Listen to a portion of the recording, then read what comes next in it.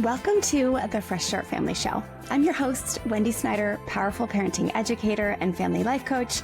And together we are going on a journey to help you expand your heart, learn new tools, and strengthen your family so you can build the family legacy of your dreams. Take a deep breath and get ready to be poured into with some fresh start inspiration. Let's do this.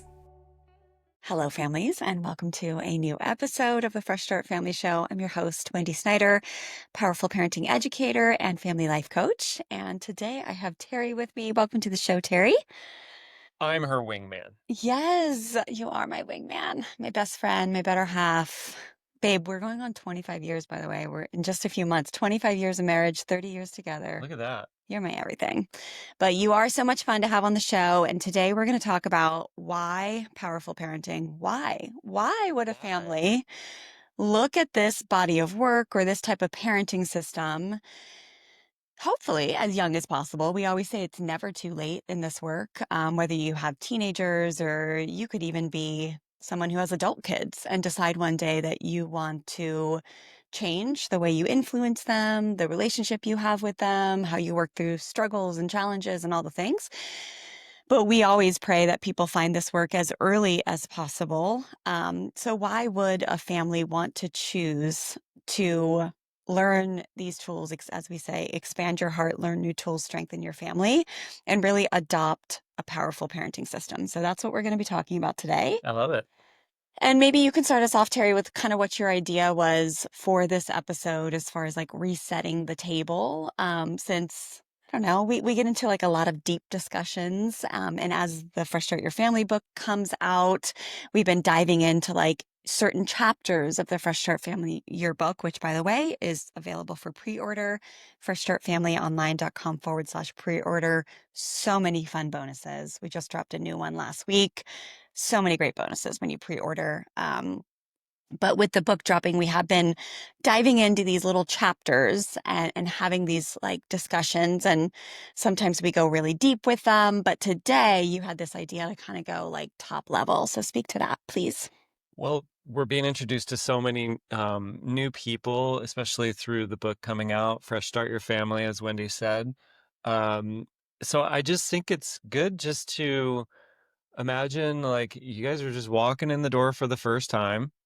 What's this all about? I think, every day that goes by, every year that goes by, there is an opportunity for a family to say, what's our what are we gonna what's our guiding light here for our family unit? What are we going to what are we gonna believe in? What are we gonna not believe in? How are we going to focus on our relationships? What's our long-term goals? And so every day there's an opportunity to do that. So sometimes, like Wendy said, we will be we get really good at focusing on all these things because we're so much further down the road now. As Wendy said, we've been together 30 years, 25 years of marriage coming up. We've got our wonderful 18-year-old daughter Stella, our 15-year-old son Taryn. But I think it's worth kind of taking it back to like clean slate and saying, why did we choose this? And not just, this wasn't just a family choice and then we decided to have a podcast. You know, this was a lot of time in the classroom. I mean, Wendy, you took um, positive parenting classes over and over again at our daughter's preschool when she was um, 3-ish years old, and our son was just born.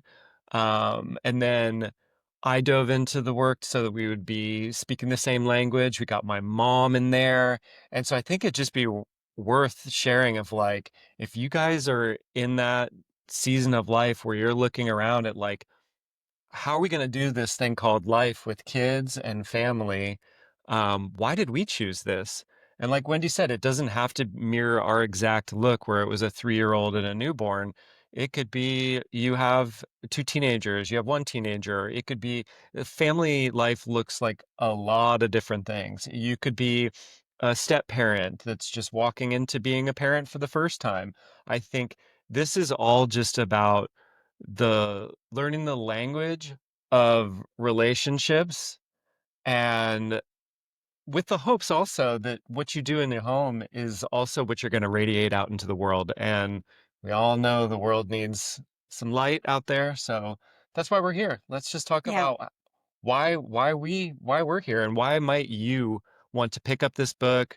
Why would you want to pre-order this book? Why would you want to read this book? Why Mm. why would you want to do life this way?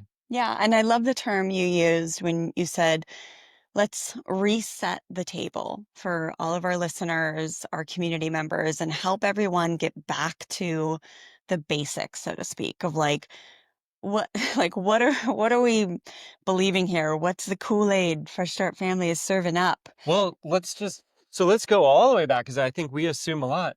Like when we were coming up with a name for Fresh Start Family, I mean the words are right there, fresh start. Every day is an opportunity for a fresh start. So it's like I said, it doesn't matter your entry point here. Today is the day. So I think, this is a very like take action call to action for you as a mom or a dad, or a step parent, or Or or a grandparent. grandparent, whoever you are right now on the other end of this podcast. Today is a day for a fresh start to step forward. Like you said, learn new tools. And so, yeah, we're just glad you're here. Yeah, we are. And to me, it really comes down to two things for people that I think help us choose a system, so to speak. So the word system is a word that I'm using more and more as my body of work evolves and as I become older. And I think that's getting old does come with wrinkles, but it does. I love the wisdom that like drops into you as you get older and older every year.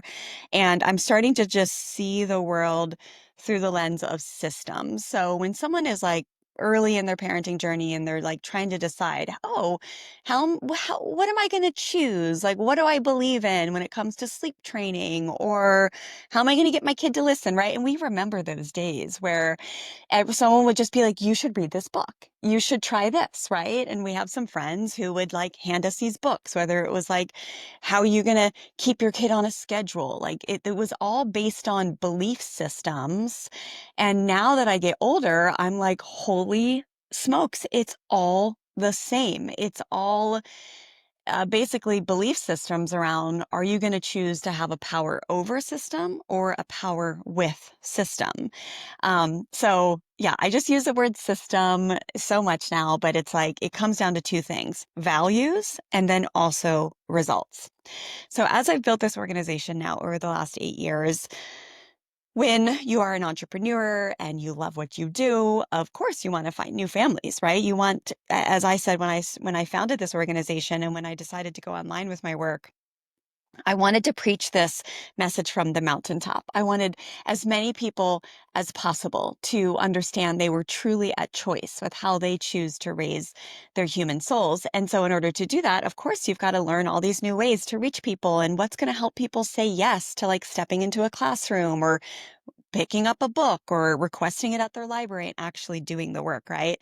And so all these years, people have always shared with me, experts in the marketing world or whatever, just give them what they want, which is fast results. Like everyone wants this this system that's like, tell me what to do now so my kid will put on their shoes, sit still at the dinner table, do their homework without arguing, um, be kind, keep their hands to themselves, wear their helmet when I tell them to. And I think it is getting more and more dominant in this world, the whole desire for these fast results. So we will speak to results today for sure, because I do think we sit in a very unique position now that we have the 18-year-old who we've put every single one of these strategies to the test for 15 years now. Like I still don't understand where time has gone, but 15 years we have lived and breathed these strategies into life. So it is so fun to talk about the results side of things. And we often have people come into our work where it is very fast. And just by changing their paradigm and the energetic state in which they see their children and start to communicate, and we're going to go through some of the core pillars here in a minute, But we do see families get such fast results before they even learn how to switch up their discipline model or, you know, replace threats with sequencing or whatever it may be. Like just the simple act of changing your paradigm does wonders. And then we do see so many families get very fast results. But really, this work and choosing this system is an investment into your legacy and your entire future with your children. Mm-hmm. So just keep that in mind. So we're going to come back to results, but when it comes to values, I think that is what is the biggest choice in the beginning is like, yes, you're going to be tempted by like all these different people out there are like, hey, try this, try this. This will get your cooperation that you want, right? But like, just remember that values, I believe, and being in line and authentic to who you are and what you believe in is what leads to true thriving for human souls. And then relationships lead to true thriving. One of my favorite studies that I believe I cite in the book, I don't remember, I think I do. Writing a book is crazy. You write so much and then you do your teaching every week with your members and you're like, I don't know what I wrote anymore. But this 50-year study, one of my favorite studies, and I put a lot of research into this book. I mean, citing of research, I should say. But there was the longest study that was pretty much ever done, to my understanding, was done through Harvard University. And they studied a large group of individuals. And the goal was to really see if they could find some accurate data on what led to the healthiest and longest lives. So like longevity and health and human thriving.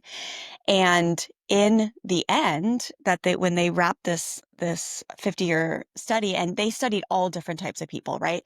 People who had been to war, people who had experienced massive loss, whether it be children or spouses, or oppression, not oppression, wealth, um, married, unmarried, all different religions, like all the different types of people you could imagine.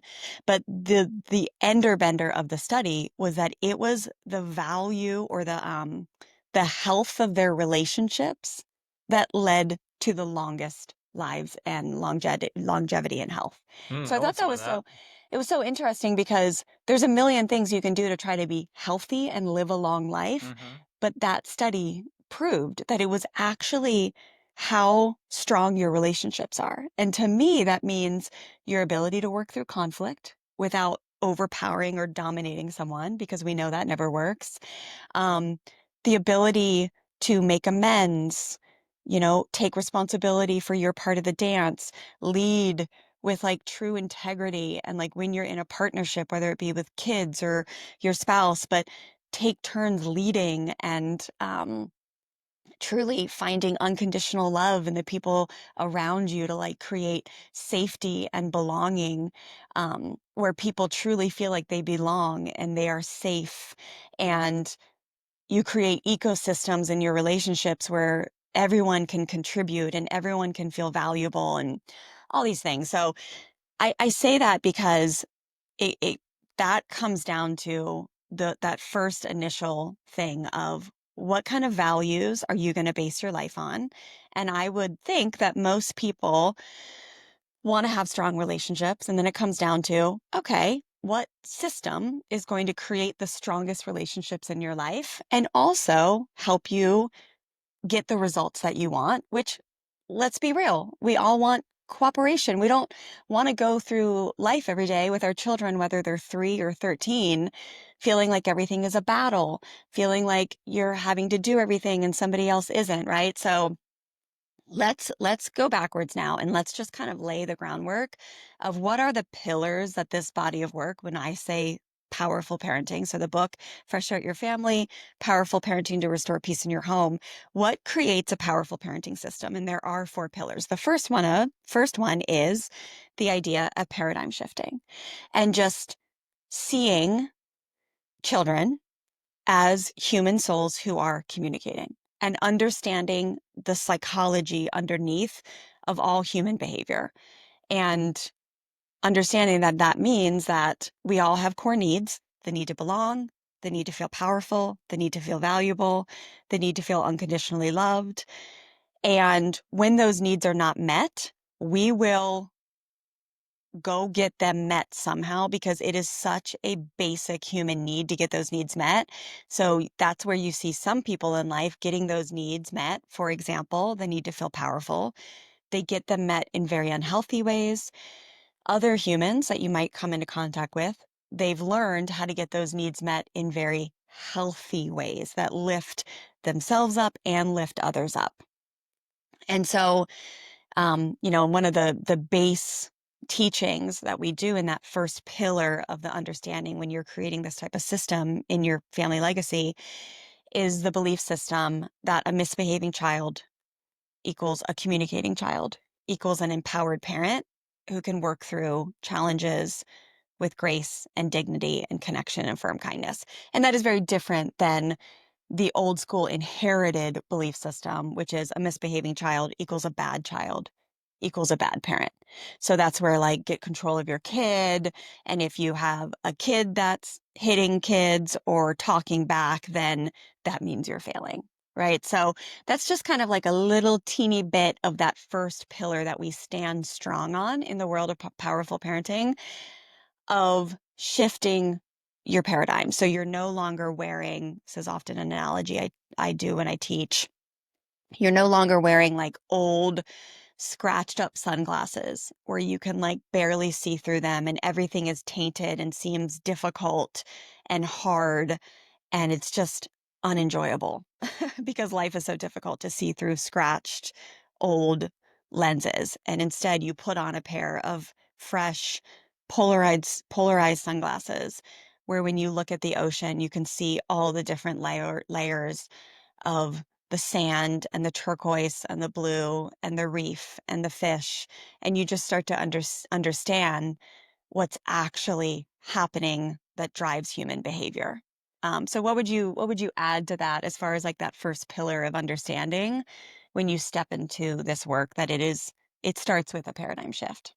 I would add that anybody who's listening to this and you know that you rewind and you listen to that again and again and again until you kind of get the idea, because this is so foundational to, and that's why you call it a pillar, is because it's like um and speaking from personal experience is like until you can open your eyes wide enough to see that this young human being who is behaving in a certain way is just communicating with you, and it's not like they're out to get you, they're manipulating you, or there's some battle with them, or you have to somehow overpower them or snuff this out, or like until you can like set that aside and actually see this just as um communication that not only happens with whatever age child that you have,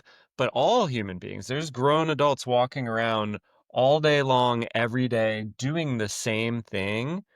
But when it's happening with your child, especially if it's like a toddler, it just is a little, Or a teenager. or a teenager. Yeah. Any of those like key moments that you might be challenged more so than not.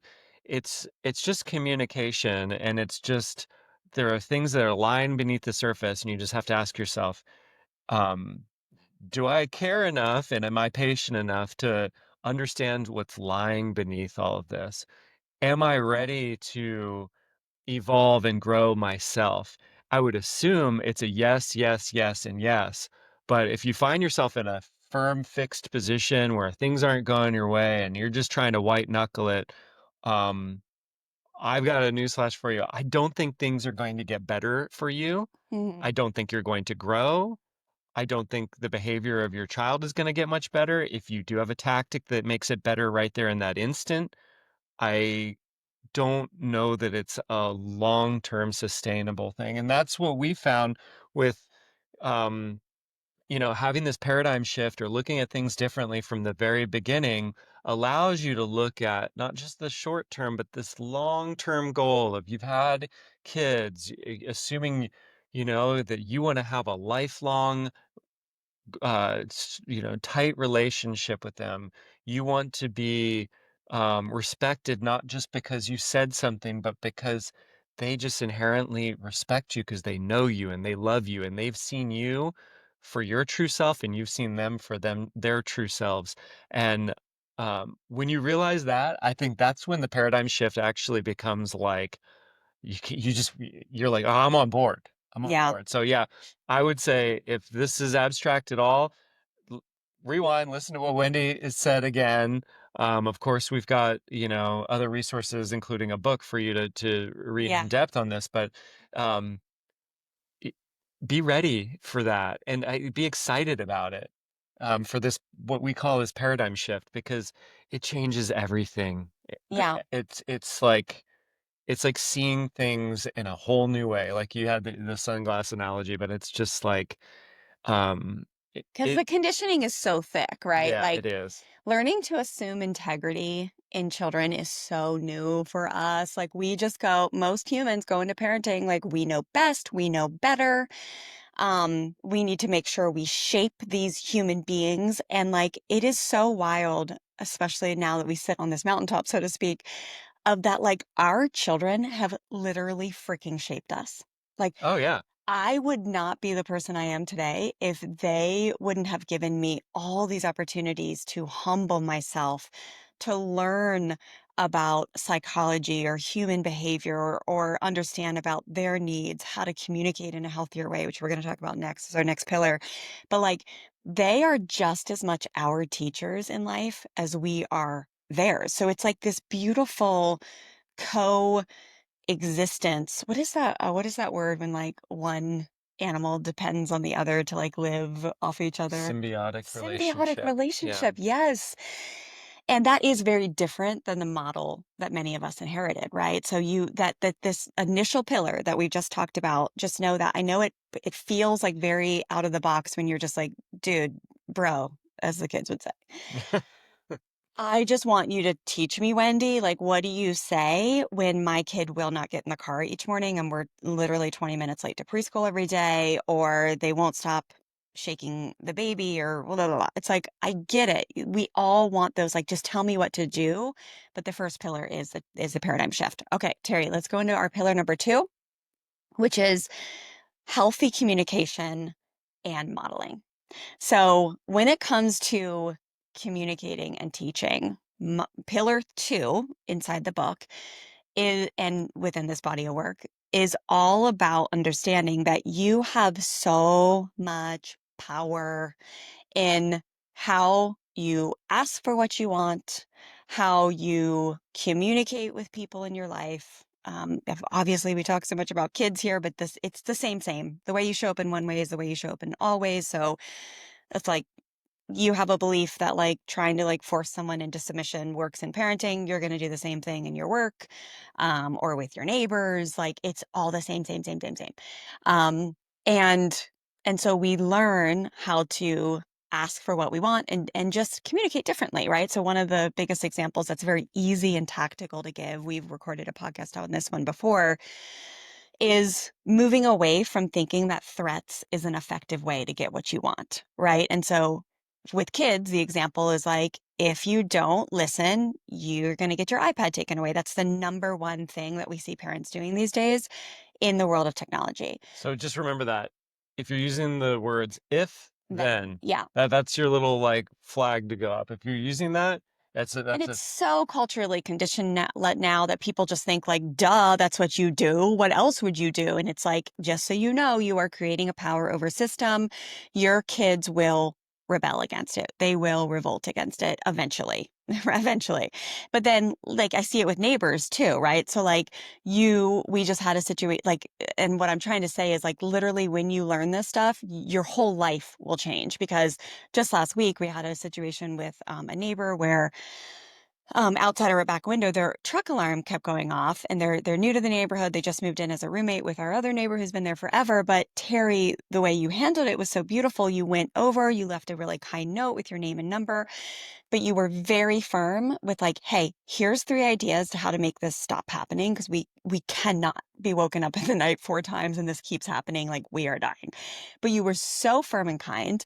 You asked for exactly what you wanted And you were like, call me, we'll work through this. Like, but this is something that needs to be handled now, right? Now, what we have seen in our 20 years, we have seen the opposite, which is so funny. Like, specifically with that house, but like where someone will threaten instead. If you don't change this, I will report you to HOA. If you don't get this taken care of, then I'm going to call the animal control, right? Like I can, again, been in this house for 20 years. I cannot even tell you how many situations that I've seen happen with this. If you don't move your old truck out of the thing, I'm going to, or I'm going to use an angry tone to communicate with you that, I don't have an old truck. This was a different neighbor, but yeah. yes, where I'm giving all these like real life situations where I've watched neighbors handle things in my literal community of like 40 houses. We live on like a circle where I just laugh and I'm like, clearly, this person wants to get what they want so bad. We all want to get what we want, but they're communicating in a way that is never going to get them what they want. So the example of the neighbor, it was so cool. They responded that afternoon and they're like, "Oh my gosh, we're going to take care of it right away. Joey has disassembled the alarm and blah blah blah. Like, thank you so much. Thank you for your patience." And you were like, "No problem. Thank you for taking care of it right away because that was awful." But it's the same with kids. So we take away the power over systems in our communication. And then the biggest thing of pillar two is um we work on our the thing came through. Stella, we have breakthrough on our text, of course, for our own children. And then, you're recording with Do Not Disturb and the children break through. Hold on. I'm This going to is finish. reality. This is reality. I'm going to finish my thought. Okay. The other pillar of that, the other section of that pillar, which is so important, is the modeling. So that is where we really start to look at the hypocritical stance that we live in, right? So if you go back to the basics of parenting, like where I stood as a parent of a 3-year-old, where I was like, why won't you just calmly step to the side when your little brother ticks you off and handle your whatever emotion, 3-year-old with your 1-year-old brother or whatever, with calm and be nice to him, while I was literally yelling, raising my voice, using probably way too aggressive hands to put my 3-year-old down on the naughty spot because that's what the nanny show told me to do at that time. If they're 3 years old, they get 3 minutes on the naughty spot, but I would always add like a little bit of aggression, right? Like, you are going to listen to me. And it was just this power over. And then I would get so mad because Stella wasn't able to control herself when her little brother would drool on her doll or something. And she would get so mad and she would shake him or she would pinch him or bite him, right? Like the famous story I tell in the book is like when she drew blood from Taryn's back when he was 11 months old. But it's just we start to have the discussion around hypocrisy and modeling as the one of the most powerful ways to communicate what you actually want, because 99% of what kids learn is caught, not taught. What would you add to that pillar of communication and modeling? Yeah, I think I mean the modeling part is really I think something that you get better at over time, but it also makes even more sense over time because you start to see these little mirrors of yours, and like you gave like the example of like, grabbing a wrist too tight, and then how can you expect this child that then feels that from you not to do the same thing to her little brother? But that example is like will happen over and over and over again in all different types of behaviors and examples. And it takes on a whole new shape when they're teenagers too. Like blame's another way, right? Like we Yeah. blame somebody else for our yelling, we blame them for our tone, and then you have a kid who blames life, Yeah. teachers, their sibling, and you're like, stop blaming. And then most people have blinders on. They're not There's a taught. lot of humility in this work, but the humility Is empowering. is well, it's an opportunity for you to grow as a human being. So I think that goes back to the pillar one of paradigm shifting of like, are you are you ready to learn and grow yourself too? And it's a beautiful thing. It's not a it it it really beats the alternative. I mean, to be willing, just to admit that you're willing to learn and grow, and your example of like the kids being our greatest teachers, it actually takes a lot of the pressure off too, because like we don't know everything. So if you're expected to be like a parent that knows everything and you're just like instructing and teaching down all the time and you just have to know everything, like that's exhausting. But what if you could just say, I am going to be in relationship with my kids. I am going to learn from them. They're going to learn from me. And then I'm going to not expect that I can yell and not have them yell, or I can like be too forceful and then expect them not to be too forceful. Like it's like it takes the playing field and it kind of just says, I'm gonna walk the walk. That's kind of what I'm looking Yeah. for. Is like, are you are you ready to walk the walk? Which I think most people would be, because I don't think people want to be like hypocritical or better than or like come across that way. So I think if you could just say to yourself, I'm willing to walk the walk. I think Yeah. that was an important part of this whole like shift of just being like, yeah, we're gonna do that. And it takes you out of a victim mindset, which is so important. Yeah. Because when you're trying to make a system work that literally goes against like human behavior and takes so many calories to maintain, like meaning so much energy. I always tell people for the autocratic authoritarian system of power over, you have to keep upping the ante over time, and it just is so exhausting. And so the stepping into that place where you're like, oh, I see what's actually happening. And I have this contribution. And when I change my contribution, whoa, the kid changes. You step out of this like, woe is me. What is happening to me? This doesn't make sense. This kid is crazy, or this kid just won't listen, or, that you just step out of that and you're like, oh, I have so much power in my life. And I am actually not a victim 99% of the time. And I will say, we talk a lot about the reactive stuff, but like even anxiety and depression tendencies, like it's similar. Like we see it all the time with children in this work where it's not always this like outwardly, the parent is modeling this. A lot of times it is inner battles that when a parent doesn't find the healing and then is not in a situation like they look at their child, and if their child has anxiety or depression tendencies, they're like, they don't understand the correlation. So the correlation is literally everywhere with the modeling, and it goes both ways. So it goes if like if you're doing something that's like yikes, you're going to probably see your kid do it in one way or another. And then you also, if you're doing something that's glorious, like stepping into healing, whether it be reactive tendencies or depression, anxiety tendencies, boom, your child, like it's like magic. It's like osmosis. And so it's good news, but it also takes humility. Yeah. Okay, pillar 3 of the book of our body of work of powerful parenting here at Fresh Start Family is around understanding root causes of misbehavior. So this is where we really go and we take it one step further to really look at like deeper into the psychology of like, okay, when a child has this certain type of misbehavior, for example, put on your shoes. No, I don't need shoes. Yes, you do. You need shoes. No, everybody else scooters without shoes. No, I don't care what everyone else does. You need to put on your shoes. Remember, just last week you got stung by a bee. Hello. No, I'm not doing it. Like, and then voices escalate, right? Like that's an example of a power struggle. And so we have specific step-by-step guidance to help parents handle that one category of misbehavior because it is a unique category of misbehavior. And again, there's human like similarities of human tendencies that are psychology based that help you understand the differences, right? So for that one example, that's just one of 4 categories of misbehavior we teach.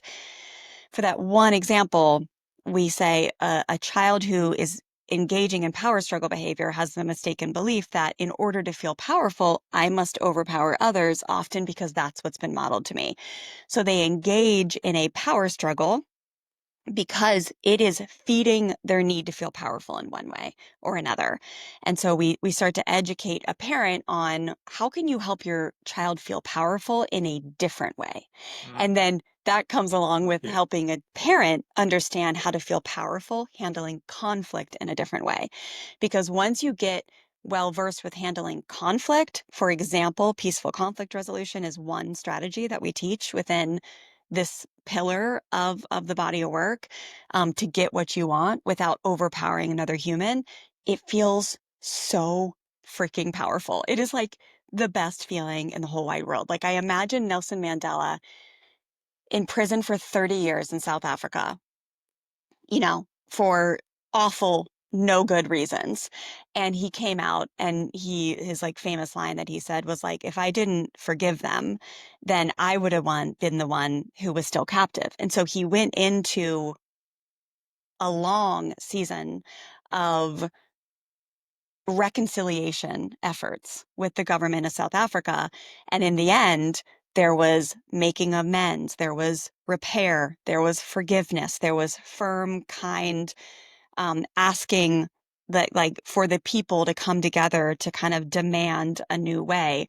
And I just can only imagine how powerful that felt for him when he looked at his accomplishments and thought, I brought together these people and I didn't do it in this traditional way of the world by overpowering people. So I know that's kind of a random tangent there, but power is just one of the four categories of misbehavior that we teach there. The others are attention, revenge, inadequacy. And once a parent understands the human tendencies of a child when they're air quotes misbehaving, they will understand their neighbors, they will understand their spouse, their colleagues, their parents.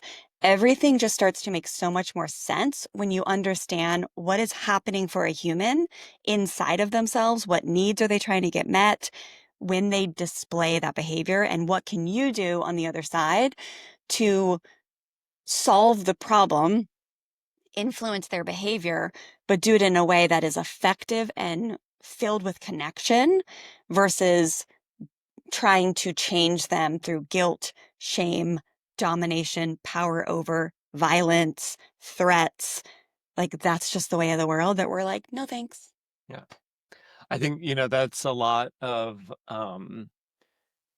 it's a lot of learning you just put in there. I am a lot, aren't I? No, no, but like I just go back to like if this is like going back to the beginning, I think it was fun to learn how and you'll learn some of this through the book of what type of kid you're working with. Yeah, Like, you because do. you're like you just mentioned, like the different types of misbehavior True, yeah. that kind of relates to like what type of kid you have. And it's like it's just part of their wiring. And I think, when you have a child, like you wonder at first, you're like, what are they going to look like? Are they going to have a full head of hair? Then you're like, what is their voice going to sound like? Are they going to talk early or late? When are they going to walk? Are they going to be tall? Are they going to be strong? Are they going to be one of those little babies that's kind of mushy and like, and eventually then they start communicating and then this personality comes out. And, you know, well, I'll be the first to say that like misbehavior or power struggles, like you're not going to say that that's like your favorite part of the day, but if you're willing to just say that's life and that's what it is, and then you're willing to even look even deeper, to be like, hey, this is how I just a window into how I get to like learn more about my child, and just this is a window into their soul and how they're wired. And like, I'm like, man, looking at like our two kids, and I know we use Stella as a big example because she just led the way, was like, I got to know who she is through And how how she she's even wired, communicated, yeah. through what through all of these things. And then once you look at those as not an inconvenience or a struggle, and you start to look at it as, wow, what is she going to do with that? What, like, we, yes, us as parents, we need to have the patience and learn new tools, do all these things so that we can just get along as human beings. But really it's these like wirings that are going to be the things that make her amazing and make her exceptional, or have her like present some idea later in life and she's going to be so convincing that it could be something that changes her world or somebody else's life, or changes the world. I mean, I don't want to like Yeah. that's what it does. That's what it takes, is for these kids to not just be robots, but to actually have some sort of fire in them, to Unique gifting. unique gifting. And then we get the chance as parents to practice with them on when and how to use that and how it makes other people feel sometimes, and how to use it as a superpower and not as a stumbling block. Or and then we get to learn about ourselves too, being like, wow, I didn't realize I'm just a grown up, kid who's seeking this type of attention, or I just need to feel powerful in this Or moment. inadequacy. Or inadequate, like, so you just learn more about yourself, and you get this window into your child of just like, I get to deeply know them, not just on a surface level, or not just to see some thing come out and say, I just need to make that behavior go away as soon as possible by any means Yeah. necessary. And what's important is, you're alluding to this, but all kids will do all of the categories of misbehavior we'll teach you in the book, but most kids fall into one quite often. They, like, for sure, Taryn is more of an attention kid. Stella, faux sure, is the power kid, right? So, like, that they're in their life, like their misbehavior when it happens goes towards those more. But because we created the fluency and we're able to become educated in all the different ways a human can misbehave, every single time all of them happen, we were able to solve them, with tools and with empowerment and get to the result much faster. Yeah. So that's important. And so, yes, the when you realize, oh, my one kid, I'm working with them with power struggle misbehavior 75% of the time, you're like, oh, I've got a power kid on my hand, right? Or if you're working with a kid that you're like, man, they really are the class clown quite often, or making the fart noises in the back of the truck, or constantly whistling like Darren does at 15. You're like, gosh, they just really have a deep desire to feel loved. And when you're working with them, they feel that love, blah, blah, blah. We'll teach you more about that in the book. But yes, understanding root causes. I do want to add one more thing before we go into this fourth pillar. Is a lot of people, you will hear this. This has always kind of bugged me a little bit, so I want to make sure I speak to it. Is people will say, "Well, kids need different approaches," and I just want to make sure. Yes, what we're saying here is different behaviors, different uniquely gifted children need different approaches, and I am a firm believer that all children need the same approach, which is democratic, firm, and kind parenting, connection based, relationship based parenting, right? Like there's just no child in the world that this kid needs to be parented with authoritarianism, and this kid, no, they all need connection based, firm, and kind parenting. That's it. And then, yes, some kids are going to be the power kids. Some kids are going to be the inadequacy kids. Taryn dipped into inadequacy quite a bit when he was younger, right? Stella never really did. There was like twice in her life Yeah. when she was learning to read and maybe learning to ride a bike that we were like, oh, dang. But otherwise, so does that make sense, everybody? So I just wanted to say that. I often like relate this to like learning a language. So if the language is relationships, and it's like what you just described, democratic, firm, and kind relationships, that's the language. But then, Everyone has a voice, everyone is heard, yeah.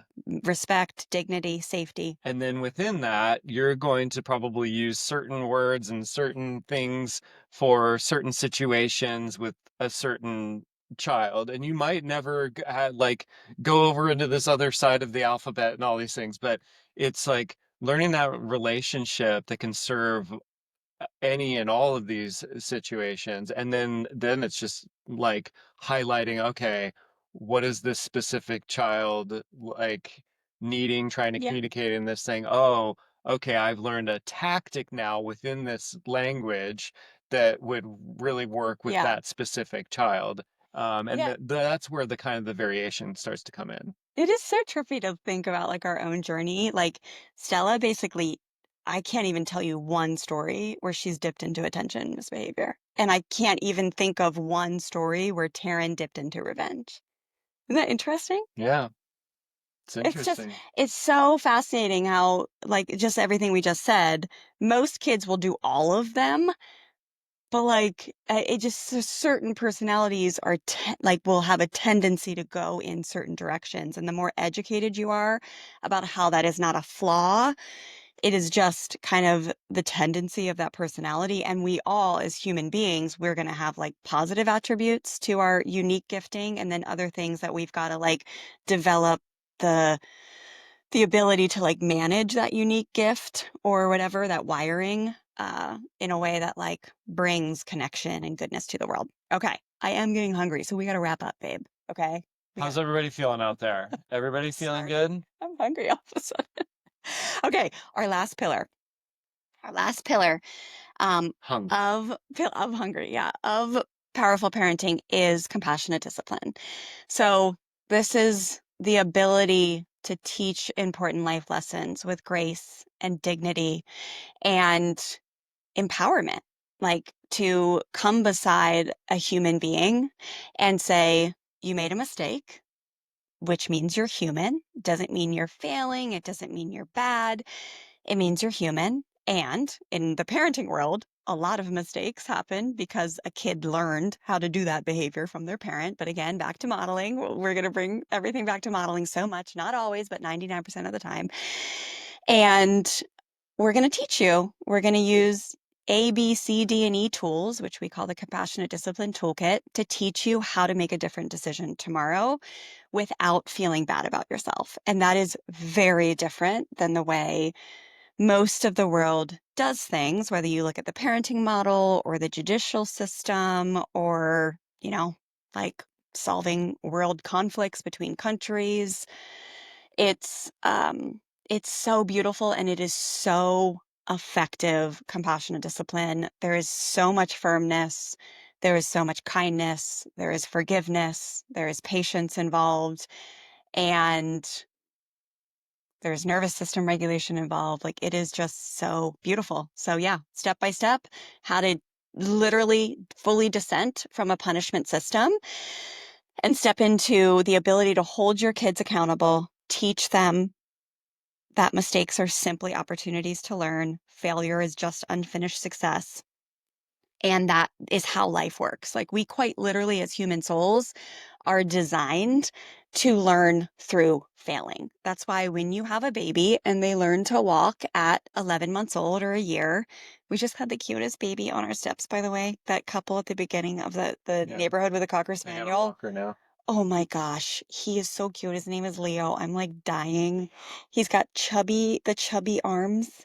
And he was on the front porch yesterday. I was talking to them, and he is like in that stage where they go back on their heels and then they go forward, and it's like they're Drunk guy, yeah. little drunk people. But when they fall down, can you imagine if we said to them, "Oh, that's it. You now have to sit in timeout.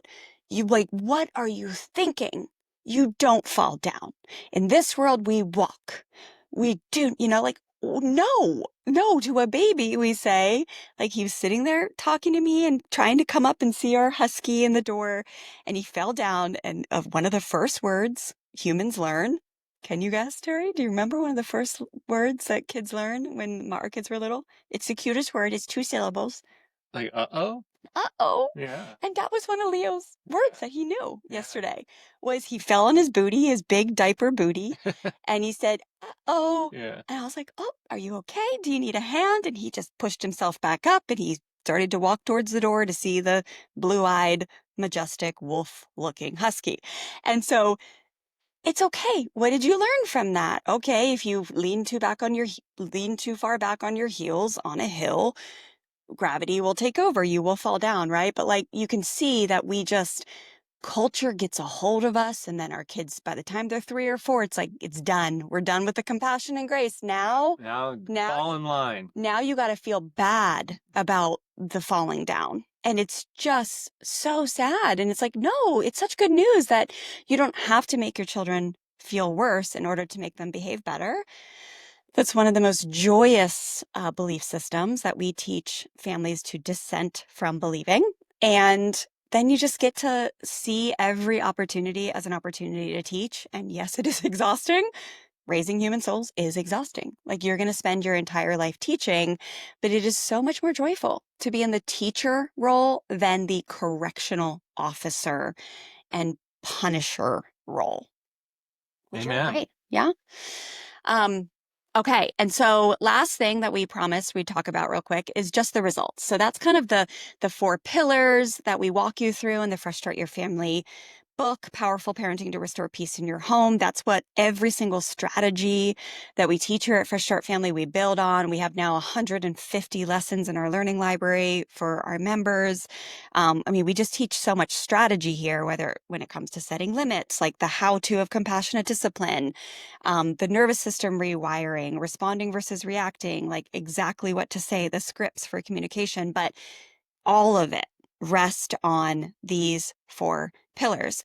And the coolest thing is the long-term sustainable results is where the pot of gold is. So I often describe this work as it's like a rainbow, and at the end is this pot of gold, but rainbows are big. It might take you a little bit of time to redo the way you do things, especially if you came from a family lineage where your mom yelled and your grandma yelled, or your dad was the punisher and your grandpa was the punisher or the shamer. Like, yeah, it's going to take you a hot minute, but it's so fun to see the long-term results. And so we can just kind of riff here for a minute, Terry, of the long-term results here. But um, I think, when I think of all the moments we've used compassionate discipline with our kids, the life skill that gets created is so beautiful. So like thinking about Stella when we were teaching her body safety, and I tell the story in the book of, a day when she crossed the road in a place that we weren't okay with, and we rolled out compassionate discipline,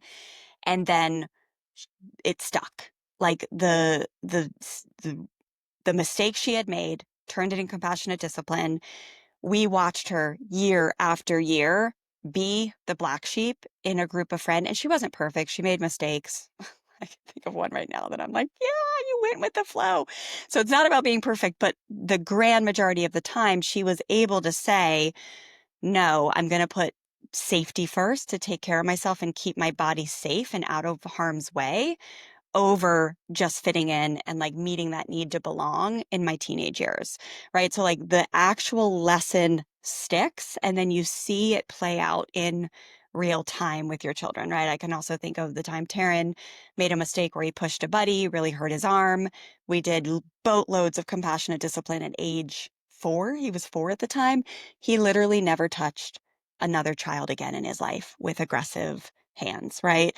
So like the life skills get learned. I will also add that the truth and safety is nurtured and developed in the most beautiful way. I think to all the things our kids have told us the truth about, admitted fault, admitted mistake, again, not perfection. Even with a family of our level of fluency, there have been moments where it's like, and some of them are silly, right? Where you later find out, oh, you felt like you needed to hide that, or you didn't tell us the truth there. And some are not, right? Like there have been moments, there is no perfection in any home. But again, it sure feels like 90 to 95% of the time, it creates children who feel safe telling you the truth. Like the day Stella came home and said, Mama, I need to tell you the truth. I watched a rated R movie at age 10 or 11. It really scared me. I needed to tell you the truth. I lied to my friend's parents. I am terrified. I understand now why you have such firm boundaries around rated R movies, but they tell you the truth. They admit fault without going to shame or blame. Anything else that comes to mind right now that you want to add? I would just I have say one more in a minute. it, you end up talking with your kids versus talking at them. I mean, it's that classic, like, And results. Like think about the well, results. yeah, because the result is your kid doesn't hear the Charlie Brown wah wah wah wah wah. They actually have heard what you have said. So then the end result is like they actually have a grander look at life. The teaching is stuck Yeah. Yeah. versus just you talked at them Lecture. and you got through it and then nothing sticks. It's like, because even the mistakes that like we think about with any of our kids, like it's pretty rare, like once, maybe twice, but like these weren't like things that were just like repetitive, repetitive, repetitive, or like, okay, you've been hiding this for like years and like it's like how are you doing this? We talked about this when it's like, Yeah. no, like we act, The freaking house chores is the one thing. The dirty bathroom is the one thing that I'm like, we have talked about this yeah, thing. but that's debatable if it's a mistake. It's Exactly. just You're right. You're it's right. it's a It's it's a a life skill. lifestyle choice and a life skill that we are kind of like, that's Yeah. probably Yeah. yeah, It's last on our list. yeah. Yeah. I'll take that one. I love it. A few more to add, and then you can pop in if you can think of more. But the emotional literacy. So the ability for the children to be like, oh, I feel scared right now. The reason why I'm pushing back so much, I'm thinking of Stella when we were like, hey, you should consider Florida schools, Florida schools, Florida schools. They're still top 20, right? And it was like she finally got to a place where she was like, A, don't like to be pressured, and I feel scared about being that far from home. Like it feels like it's too far, but like I've seen Stella uh, for sure over and over again, and Taryn too. But the ability to say, "Oh, I feel scared," or "I feel hurt," or "I feel mad," or whatever it may be, their emotional literacy That's great. really is strong, which is so beautiful. I will also say the ability to make amends, repair relationships, and work through conflict with integrity. And so we see them be able to do that out in the world with their friends who might not, definitely don't. And that's huge. Let me just say, if you don't have a teenager yet, that's huge as a teenager because like you will have the kid that's not the drama one. They're able to like kind of sidestep and go around a lot of these things that Forgive for their yeah, friends easily, create boundaries, but also forgive and kind of not hold just grudges. right, and then work through things and also be able to talk to us about it. Like I feel like I can't even count how many times like especially Stella has come just like describe to us at length what's going on with her and her friends, not like she's living her life, we're living a separate life. Yeah. Yeah, and I can even think of like when they're little, this starts, right? So like we're sharing these long-term results now at 15 and 18, but I can remember when Taryn would have his best buddy over from the block who didn't have the higher level of conflict resolution skills or this body of work, like very, very present in their home. And every time they would have a conflict over Legos, this buddy would be like, that's it, I'm done, I'm leaving. And he would go to a threat and I'm out. Like that was the way, right? And I would had the honor of coaching them back then and being like, hold on, come back. You guys can work this out. Taryn, let's do a win-win. I feel I want, like, come on, buddies, it's Legos, you can do this. And most of the time I would be able to like get him to stay, but it starts young, right? Like the ability to have a child who then at age 15, 16, 17, 18 into adulthood is able to handle conflict in a way that doesn't give up, blame, or aggressively try to get what they want through emotional manipulation, fear, threats. It starts young, but I just see it in the end result. And then also just like the ability to like speak up and stand for your values because you've been raised in a home where your voice is honored and seen. Like I can think of a time just in the last year where Taryn, our more chill child, he stood up in a group of very loud adults with me, like kind of like a little bit of support of me to just be like, actually, what the research shows is this. And he was very confident in the the heated moment to be able to use his voice, which is very is, I will say, much more rare for a child who has been raised in a more power over system, because you learn to second guess your voice, you learn to go with the flow, like you'll do anything to just like keep the peace because conflict is so uh painful, right? Like it's so painful. And then, of course, you see that out in the world when people are like, they think conflict or like disagreeing with someone makes you a bad person. No, it actually is a beautiful part of human life. It is very important that we have the ability to disagree with someone and do it with integrity. So, and then I'm just trying to like last ender bender here. I'm just trying to think of like the young years of the results. And so I'm thinking of Stella, like when we didn't do a power over system of forcing homework, she learned to read and do well with like reading and school on her own. So what I'm trying to say is like the intrinsic motivation and the ability to self-manage. Okay, there it is. That's a huge one. I cannot even tell you, you guys. When it comes to long-term results, no joke, we literally I see you every once in a blue moon check the back end of the school system. We have, for the most part, never, ever managed our children's homework, schoolwork. There has been no pressure. If they have a class ever, which has been very, very rare when they might get a C or a D, what we teach you in this work is like we've used the tools and the strategies and the powerful parenting system to come beside them, to lift them up, to empower them, to help them make the changes to get what they want.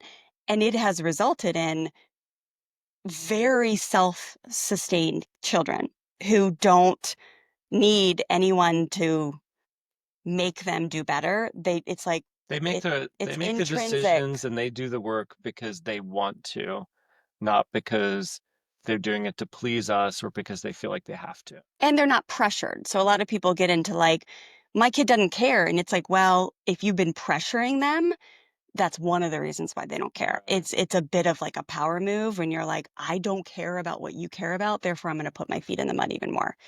All right, the list of long-term results is so wild, but just to oh, bring it all together.